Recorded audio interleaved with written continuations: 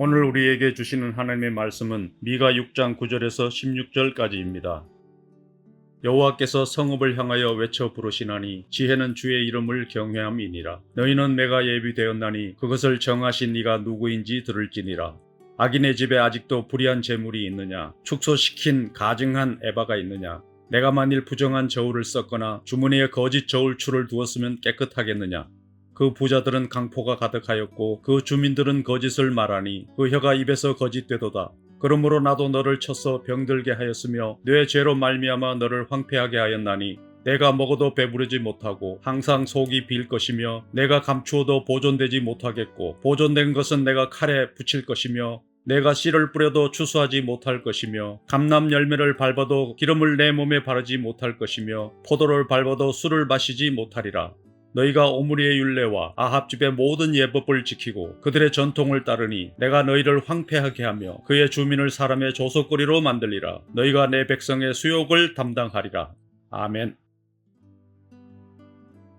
미가서 6장은 언약의 주체자이신 하나님이 하나님과의 언약을 저버린 언약 백성 이스라엘의 죄악을 고소하고 심판하기 위해 이스라엘과 변론하는 장면이 그려집니다. 하나님은 이스라엘에게 변호할 기회를 주시는데 피고로 소환된 이스라엘이 이렇게 변론합니다. 우리는 지금까지 하나님을 잘 예배했다고 자부했는데 하나님은 아니라고 하시니 그러면 1년 된 송아지로 번제를 드리면 될까요? 수천 마리의 수양이나 강물처럼 많은 기름으로 예배할까요? 그것도 모자란다면 우리의 맏아들이라도 바치면 될까요? 우리는 우리 나름대로 최선을 다해 최상의 예배를 드렸는데 도대체 우리가 무슨 잘못을 했다고 하나님은 왜 우리를 힘들게 하고 괴롭게 하십니까? 이스라엘은 오히려 하나님의 약속을 지키지 않았고 오히려 하나님의 고난을 통해 자신들을 힘들게 하고 괴롭게 했다고 항변합니다. 피고의 항변을 들으신 하나님이 답변하십니다. 내가 너에게 원하는 것은 재물의 수도 아니고 기름의 양도 아니다. 내가 너희에게 원하는 진정한 예배는 오직 정의를 사랑하며 자비를 베풀고 나와 함께 동행하는 것이다. 그런데 너희에게는 나의 환심을 사고 나의 진노를 피하기 위한 의식적이고 형식적인 종교 행위만 있을 뿐 삶의 자리에서 표현된 예배 정의도 없었고 자비도 없었고 나와 동행하는 삶도 없었다. 즉 하나님은 삶이 따르지 않는 예배는 잘못된 예배, 거짓 예배임을 말씀하십니다. 그리고 오늘 본문 9절에서 원거이시며 재판장이신 하나님이 피고 이스라엘을 향해 판결을 내리십니다. 여호와께서 성읍을 향하여 외쳐 부르시나니 지혜는 주의 이름을 경외함이니라. 너희는 매가 예비되었나니 그것을 정하신 이가 누구인지 들을지니라.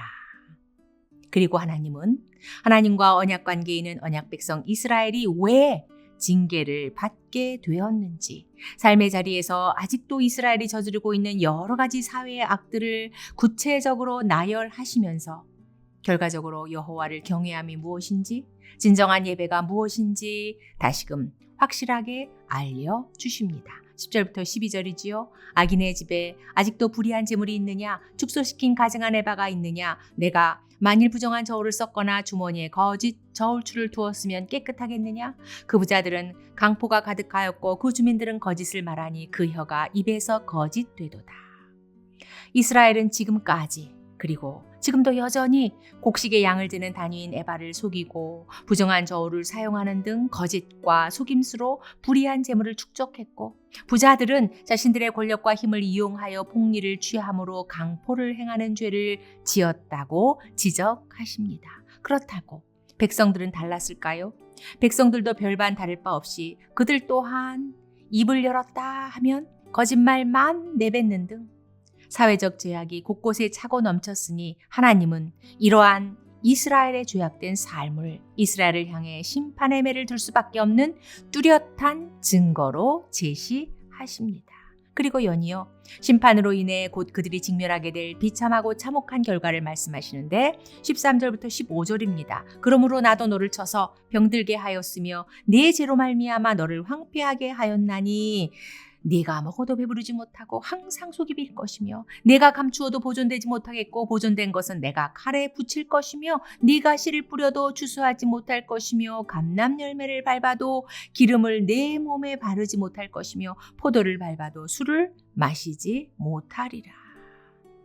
무슨 의미입니까? 오늘날 버전으로 바꿔본다면 최상의 음식을 먹어도 늘 배가 고프고 곳곳에 엄청난 부동산이 있고 금고에는 골드바가 잔뜩 쌓여 있고 최고급 빌라에 최고급 카드로 가득 채우고 명품으로 온몸을 휘감고 살아도 항상 텅 빈 것 같은 느낌을 받게 될 것이라고 말씀하십니다. 먹어도 이상하게 배가 고프고 채워도 이상하게 채워지지 않으니 또 다시 거짓을 일삼고 강포를 행하는 등 그래서 사회적 죄악의 악순환은 결코 끊어지지 않을 것을 빗대어 말씀하십니다. 죄에 대한 징계로 인해 이제 그들은 무슨 일을 해도 더 이상 자기 만족을 채울 수 없는 최악의 자리에 놓이게 될 것을 의미합니다. 한마디로 언약 백성이 언약을 저버렸으니 하나님의 언약 저주 아래 놓이게 될 것을 경고하시는 것입니다.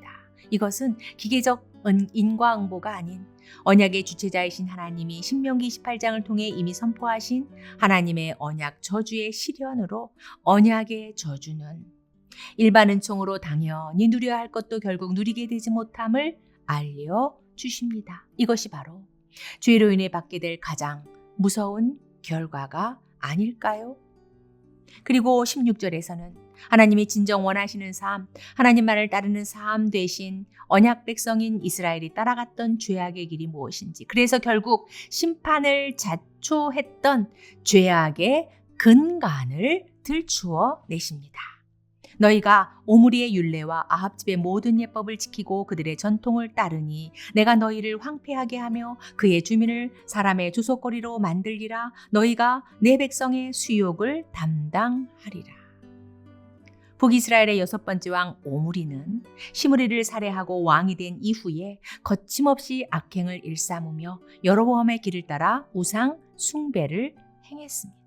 그리고 그의 아들 아합은 이방 여인 이세벨과 결혼하고 아버지의 죄악을 그대로 답습했으며 재물에 대한 만족을 채우기 위해 가난한 자의 고요를 빨아먹고 바알 숭배를 허용하면서 우상 숭배를 조장할 뿐 아니라 그것을 반대하는 선지자들을 박해했으니 그야말로 오므리와 아합은 악한 왕, 나쁜 왕의 대표 주자였습니다. 그런데 아이러니하게도 이 시기에 불안정했던 정치가 안정되었을 뿐 아니라 도로를 건설하고 외국과의 무역 교류도 활발해지면서 경제적인 부국을 이루었던 시기였습니다. 그래서 언약 백성인 이스라엘은 미가가 활동하고 있던 그 시대까지 줄곧 하나님의 길을 따라간 것이 아니라 악한 왕 오므리와 아합의 길을 그대로 따라가며 나쁜 왕 오므리와 아합의 죄에서 벗어나지 못했습니다.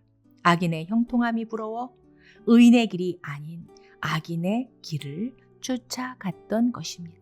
그래서 언약의 주체자이신 하나님은 언약을 저버린 언약 백성 이스라엘의 죄의 심각성을 언급하며 심판의 불가피성을 강조하고 계십니다. 하나님의 언약 백성으로서 언약의 주체자이신 하나님께 드리는 진정한 예배는 무엇입니까? 마음과 뜻과 정성을 다하는 제의적 요소가 반드시 있어야 하고 분명 중요하지만 오직 정의를 행하고 자비를 베풀고 하나님과 동행하는 삶이 함께 따라야만 하나님이 보시기에 온전하고 합당한 예배요. 여기까지 해야 하나님이 원하시고 하나님이 받으시는 진정한 예배입니다. 그리고 바로 이것이 살아계신 여호와 하나님을 따르는 옳은 길임을 언약 백성인, 택한 백성인 우리도 결코 잊지 말고 하나님만을 따르는 진정한 예배자의 삶을 살아야 할 것입니다. 지금까지 살펴본 미가서 6장에서 혹시 숨어있는 그림을 찾으셨나요? 감추어진 하나님의 마음을 캐치하셨습니까? 하나님은 이스라엘을 향해 죄악을 지적하고 심판이라는 판결을 내리시는 중에도 나는 너희의 하나님이고 너희는 내 백성이라는 이스라엘과의 언약 관계를 한결같이 변함없이 기억하고 계신다는 사실입니다. 하나님은 심판 중에도 긍휼을 베푸시고 그래서 어찌 보면 언약 백성인 이스라엘을 향해 택한 백성인 우리를 향해 징계의 매를 드시는 것은 나는 너희의 하나님이고 너희는 내 백성이라는 언약 관계의 확인이고 하나님 사랑의 또 다른 표현입니다. 나 같은 죄인 살리신 그 은혜가 너무 고맙고 너무 감사해서 마음과 뜻과 정성과 힘을 다하여 때마다 예배의 자리로 나아가는 우리 모두가 되기를 간절히 기도합니다. 결코 썩지 않고 더럽지 않고 쇠하지 않는 기업을 이미 받았으니 그 은혜와 사랑과 축복이 너무 고맙고 너무 감사해서 세상을 향해 오직 정의를 행하고 이웃을 향해 자비를 베풀고 늘 하나님과 동행하며 삶의 예배로 나아가는 우리 모두가 되기를 간절히 기도합니다. 아멘.